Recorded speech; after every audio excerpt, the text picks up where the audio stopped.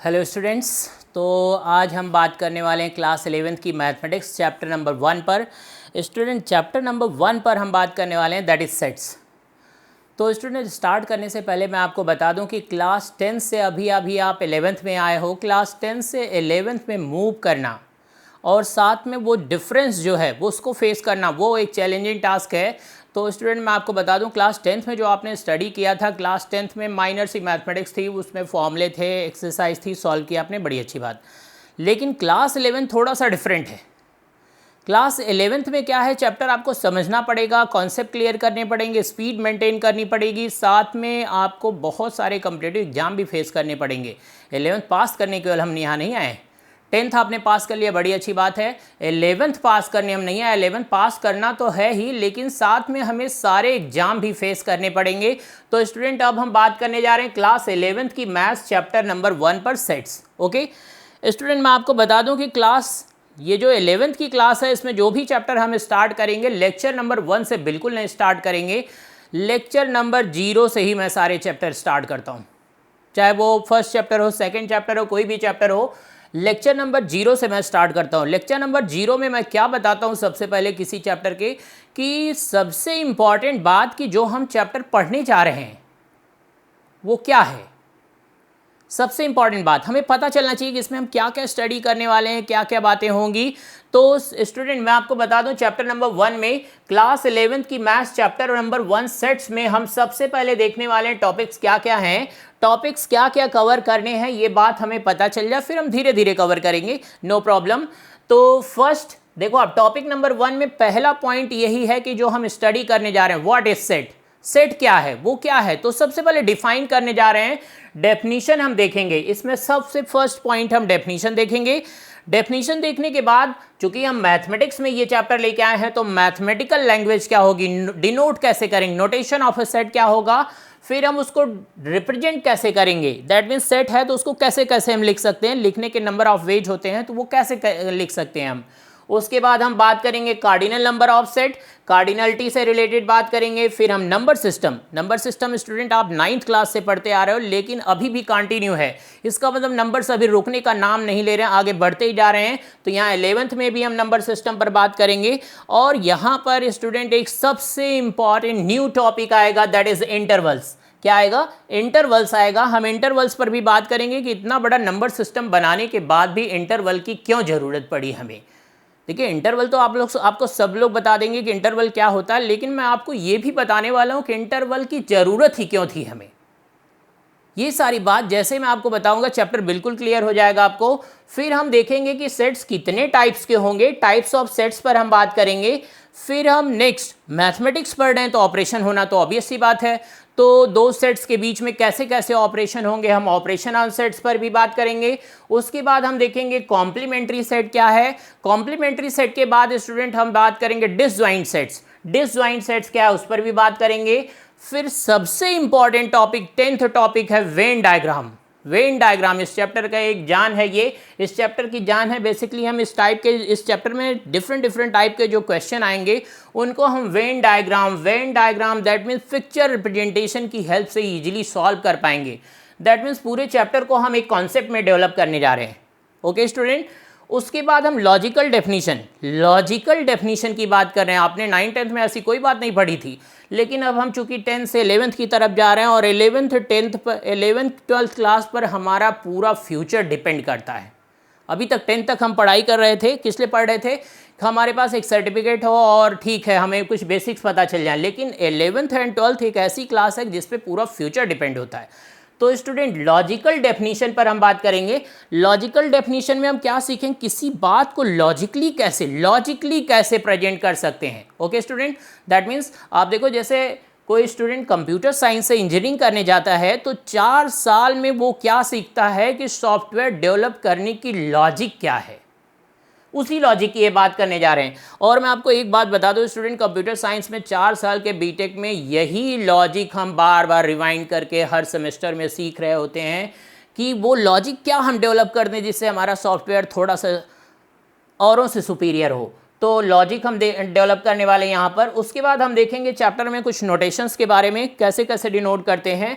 Properties on sets, sets में क्या क्या, सेट्स किन किन बातों को फॉलो करेगा, साथ में वहीं पर हम डिस्कस करने वाले हैं डिमॉर्गन्स लॉ पर। डिमॉर्गन्स लॉ एक बहुत इंपॉर्टेंट क्वेश्चन है, स्कूल में एग्जाम में भी ये क्वेश्चन पूछा जाता है कि state and prove De Morgan's law. Important question है, 4 मार्क्स में भी पूछा जाता है एंड 6 मार्क्स में भी।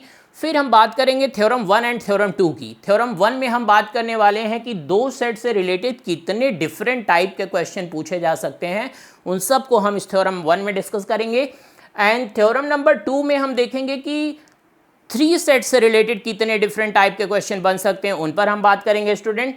तो हमने अभी अभी देख लिया कि चैप्टर 1 में जो लेक्चर नंबर 0 है, दैट मीन्स जो टॉपिक है उसमें क्या क्या हम स्टडी करने वाले हैं। ओके स्टूडेंट, तो चैप्टर नंबर 0 जो है, चैप्टर नंबर 1 सेट्स में जो लेक्चर नंबर 0 है उसमें हमने ये बात तो देख ली कि ये जो चैप्टर है सेट्स, उसमें क्या होगा, क्या क्या होगी, डेफिनीशन क्या होगा, नोटेशन क्या होगा, ये सब हम सीखने वाले हैं। स्टूडेंट ये तो हमें पता चल गया कि क्या है, अब थोड़ा सा इंटरेस्ट हमें बढ़ाना है। आखिर हम क्यों पढ़ेंगे, ये चैप्टर पास करने के लिए पढ़ना है तो ठीक है, घर पे बैठ के पढ़ लिया, लेकिन अगर हमें थोड़ा सा और इंटरेस्टिंग बनाना है तो ये भी जानना जरूरी है कि इस चैप्टर का यूज क्या है।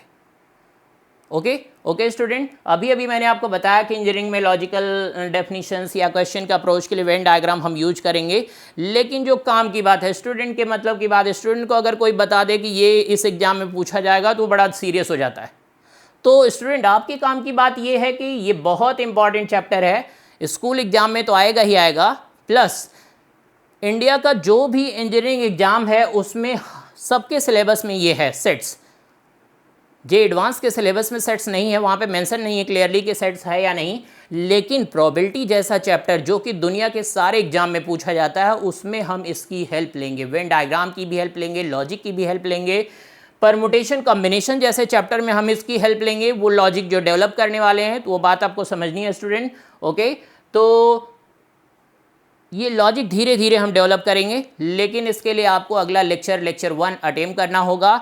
लेक्चर 1 देखो आप स्टूडेंट, लेक्चर 1 कमिंग सून, जल्द ही आने वाला है, वरीड वाली कोई बात नहीं है, लेक्चर 1 जल्द ही आपको मिलेगा। ओके स्टूडेंट, उसके पहले before that please like share and subscribe, important बात है। क्यों? क्योंकि हम नॉलेज गेन करने वाले हैं, अगर कोई चीज़ अच्छी मिल रही है हमें तो हमें उसको शेयर करना है। क्यों? क्योंकि ज्ञान बांटने से बढ़ता है, हमने ऐसा पढ़ा है। जितना ज़्यादा हम शेयर करेंगे दूसरों के साथ, शेयर करने से क्या होगा, हम उसके साथ ये भी शेयर कर सकते हैं कि यार सर ने वो जो क्वेश्चन बताया वो कितना इंटरेस्टिंग था, उसमें और क्या हो सकता है। एक बात मैं स्टूडेंट आपको बता दूं कि हम यहाँ पढ़ने नहीं वाले हैं, सीखने वाले हैं। एक अच्छा टीचर वही होता है जो पढ़ाए नहीं, पढ़ाने को तो बहुत सारे लोग पढ़ा रहे हैं, लेकिन पढ़ा उड़ा के कुछ होगा नहीं। तो स्टूडेंट हमें सीखना पड़ेगा, और सीखने के लिए हमें एक नहीं कई लोगों की हेल्प लेनी पड़ेगी। फ्रेंड्स की हेल्प लेनी पड़ेगी, टीचर की हेल्प लेनी पड़ेगी, अच्छे कंटेंट की हेल्प लेनी पड़ेगी। तो वो सारी बातें यहाँ पर आपको मिलने वाली हैं, लेकिन और भी लोगों के साथ शेयर करके उनसे भी आप थोड़ा डिस्कशन बढ़ाएं कि टॉपिक में क्या है, कैसे होगा, कितने टाइप के क्वेश्चन बन सकते हैं, उससे मेंटल एबिलिटी थोड़ी सी और बढ़ेगी आपकी। तो ये सारी बातें, इसके लिए आपका अपना प्यारा सा चैनल लक्ष्मण सर जी, इसको सब्सक्राइब कर लें जितने जल्दी हो सके उतने जल्दी, अभी सब्सक्राइब कर लें तो ज़्यादा बेटर है। लक्ष्मण सर जी, लक्ष्मण सर तो आपको पढ़ा ही रहे हैं, साथ में जी का क्या मतलब है, JEE, लक्ष्मण सर के सामने जी लग गया। जी का क्या मतलब है, JEE का मतलब ज्वाइंट एंट्रेंस एग्जामिनेशन। एक ऐसा ये एग्जाम है जिसमें इंडिया के सारे grade 1 engineering, grade 2 engineering, grade 3 जितने भी कॉलेज हैं, ग्रेड 1, ग्रेड 2, ग्रेड 3 के सारे इसी एग्जाम के थ्रू कनेक्टेड हैं। तो हम बेसिक से स्टार्ट करेंगे, JEE तक जाएंगे, ज्वाइंट एंट्रेंस एग्जामिनेशन के सिलेबस तक जाएंगे। तो आपको ध्यान रखना होगा, पहले कॉन्सेप्ट क्लियर करने होंगे, फिर स्पीड बढ़ानी होगी, फिर आपको JEE जैसे क्वेश्चन सॉल्व करने पड़ेंगे। तो स्टूडेंट सब कुछ हम कवर कर लेंगे, बहुत इंटरेस्टिंग होने वाला है। लेकिन आपको बस ये बात ध्यान रखनी पड़ेगी कि जो भी यहाँ पे बताया जाए वो डे टू डे आपको अपडेट करना है। विद इन 2 to 3 डेज में ये लेक्चर नंबर 1 मैं अपलोड करने वाला हूँ, उसके पहले आपको ये शेयर करना ही करना है, सब्सक्राइब करने, शेयर करने ये चैनल। ओके स्टूडेंट, तो स्टूडेंट अभी अभी हमने देख लिया कि क्लास 11th की मैथ्स जो चैप्टर नंबर 1 सेट्स में है, और अभी अभी मैंने लेक्चर 0 के बारे में एक्सप्लेन कर दिया कि क्या हम पढ़ने वाले हैं और इसका कहाँ कहाँ यूज है। एकेडमिक्स में तो है ही, एंट्रेंस में भी है, एंट्रेंस के लिए भी ये चैप्टर इंपॉर्टेंट है, और साथ में और भी एक बात मैं स्टूडेंट बता दूं, ये तो टॉपिक से रिलेटेड बात हो गई, लेकिन दूसरी बात बहुत इंपॉर्टेंट है। वो बात क्या है, आपको अपना एनर्जी लेवल थोड़ा हाई करना होगा जितना हो सके। जैसे आप पहले रूटीन में क्या करते थे, 9th-10th में एक एक्सरसाइज सॉल्व कर लिया तो आप बोलते थे आज बड़ा काम किया। ऐसा कुछ नहीं, आपने कुछ काम नहीं किया। अगर 11th-12th में क्या है कि आपको धीरे धीरे, पहले आप 20 क्वेश्चन का टारगेट रखो, फिर 50 क्वेश्चन धीरे धीरे इंक्रीज करने, फिर 50 का धीरे धीरे वो इंक्रीज करने 100 तक ले जाने। अगर आप एक दिन में 100 क्वेश्चन सॉल्व कर ले रहे हैं, इसका मतलब आपकी स्पीड बड़ी अच्छी है। और स्टूडेंट, स्पीड कैसे अच्छी होगी? स्पीड तभी अच्छी होगी जब आप एक चैप्टर का कॉन्सेप्ट आपको बिल्कुल क्लियर होगा, सारी बातें बिल्कुल क्लियर होंगी। तो इसका मतलब कॉन्सेप्ट भी क्लियर करना होगा। कॉन्सेप्ट क्लियर करने के साथ साथ ही आपको एक एक छोटी छोटी सी बात, फॉर एग्जांपल छोटी छोटी सी बात आपको ध्यान देनी पड़ेगी। जैसे कुछ मैं आपको एग्जांपल देने वाला हूँ, आज ही मैं आपको इससे रिलेटेड एक चैलेंजिंग क्वेश्चन दे रहा हूँ। आपको ये क्वेश्चन अपने आसपास, जैसे आप स्टूडेंट हो तो अपने घर में जितने भी पढ़ लिए हैं लोग, या फिर जो आपके आसपास फ्रेंड हैं उनसे पूछे, या पेरेंट्स हैं तो आप अपने बच्चे से पूछे कि क्या वो ये क्वेश्चन जानता। वो चैलेंजिंग क्वेश्चन आज ही मैं देने वाला हूँ। उससे हम आपकी नॉलेज नहीं परख रहे हैं, बस केवल आपको हम ये बताना चाहते हैं कि आप जो चीज़ पढ़ रहे थे उसमें हमें कितनी बारीकी से बात को ध्यान देनी पड़ेगी।